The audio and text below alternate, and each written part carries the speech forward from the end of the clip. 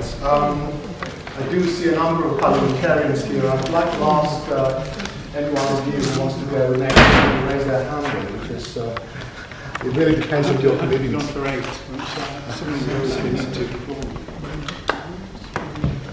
Lord Dobbs is here as well. Lord Dobbs, would you like to say a few words? I only just walked in. Would you like to give me a minute? Come and join us then. David Burrowes, MP, Member of Parliament for South Wales. Please, David. Yes. Thank you very much, Peter, and it's a pleasure to be here. Can I welcome you all to tonight's meeting? I've been a Member of Parliament since 2005, and naturally from the constituency of Enfield Southgate, quickly become in some ways having a level of experience in relation to Cyprus, which was helped very much by my visit with the Friends of Cyprus last year. In many ways, you are the experts, and I do hope that we're going to have some time to have some people to hear from you and what your view is of the present situation in relation to the talks. Peter alluded to the fact there's been many words spoken about Cyprus over time. So I must confess that I'm guilty of many of those words, and particularly in December, be able to speak in the debate on Europe, particularly reflecting on my visit. And I just want to spend a few minutes about that visit, which Angela also members of that delegation, they may want to add as well. Because in some ways there is a parallel world out there in terms of the response to the present situation and the talks. Certainly the official view and the view that we heard is very much a positive one, to rebut the gloom that was there. There's trying to be the ray of hope that Peter suggested, and that the positive relationship between President Christofias and Mr. Talat, and the dynamics there, and the fact that there have been those 20 meetings and the talks are continuing, the commitment to those talks, despite aggravation and provocation, to continue with those talks. And we heard that positive approach, that hope that people do want to see some solution, that in many ways the relationship that is there between President Christofias and Mr. Talat is a relationship that in many ways holds the best opportunity for a negotiated settlement. But then when I speak to my constituents, and no doubt hear from yourselves and others, there is an underlying scepticism about really whether this is going to bear any fruit, when we see the fact that many months have gone by when talking about power sharing arrangements, which was supposed to be the easy chapter, and then we move on to the very problematic and difficult area around property, and we haven't yet gone on to the issue of security yet, and the whole issue of troops. Then the scepticism is there, and there are grounds for scepticism. And I certainly did leave our visit in that sceptical mood, and all those many obstacles that are all too clearly seen, not least in the presence of the troops and the numbers of settlers that are there.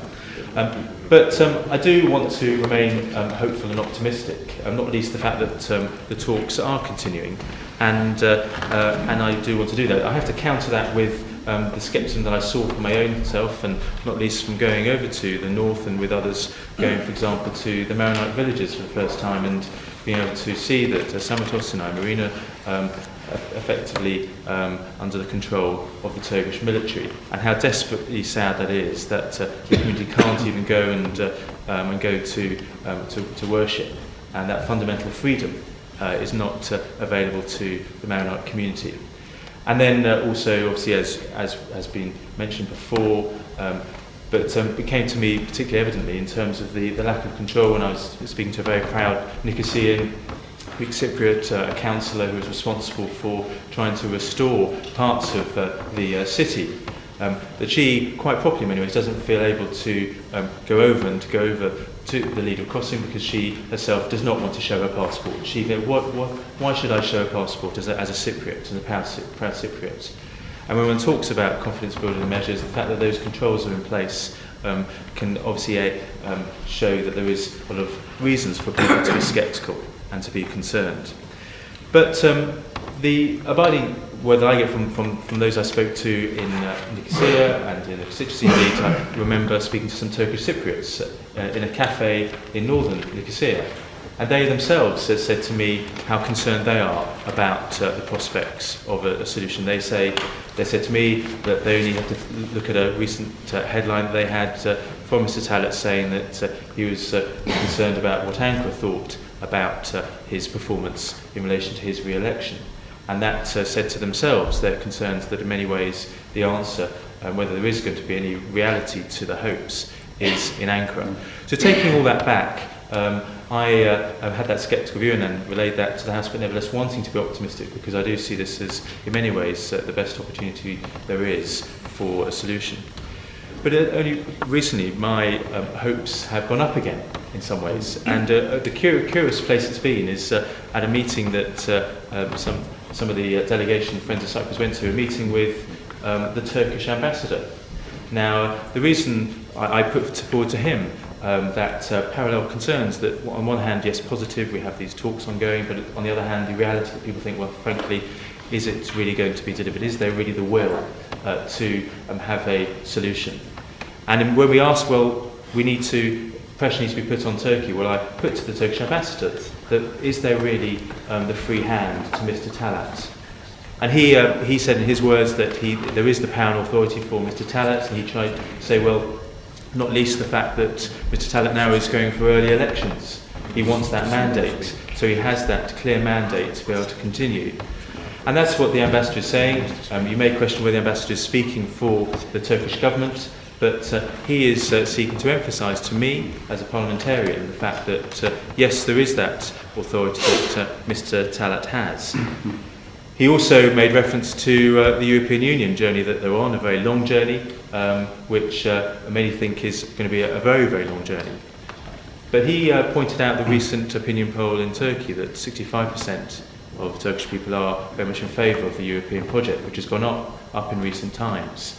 And whatever's one's view about Turkey joining the European Union, nevertheless, with them focusing on that journey, it is one that also should bear some fruit.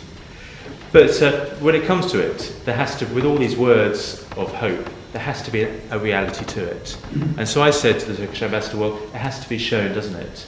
For example, with those Maronite villages, those under occupation, under siege in many ways, and with troops controlling the movements of people into that, show that you mean it by just, in that example, as one amongst many, of removing the troops from there.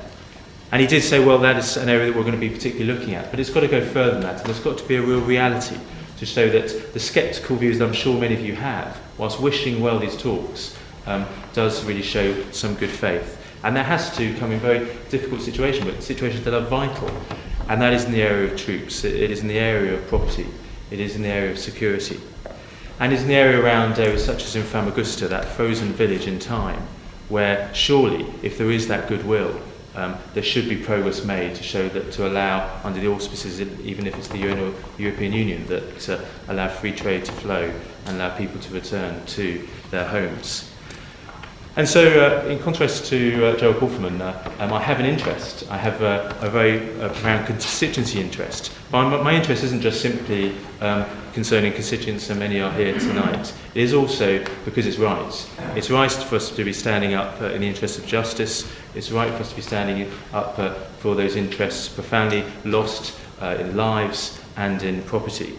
And it's right because it is unacceptable that the beautiful island of Cyprus is divided as a member of the European Union, and an island that also has such a heavy military presence. So I'll continue to speak, Peter, in the House, and to add to those words, but also to do whatever I can to put pressure, whether it is on the Turkish ambassador, whether it is on Turkey, whether it is to encourage the signs of good interest from America through the advisors to President Obama, and also the visit recently of a senator, whatever way to encourage those hopes to reality, where we have a Cyprus that is united, but a Cyprus that's agreed by Cyprus for Cyprus.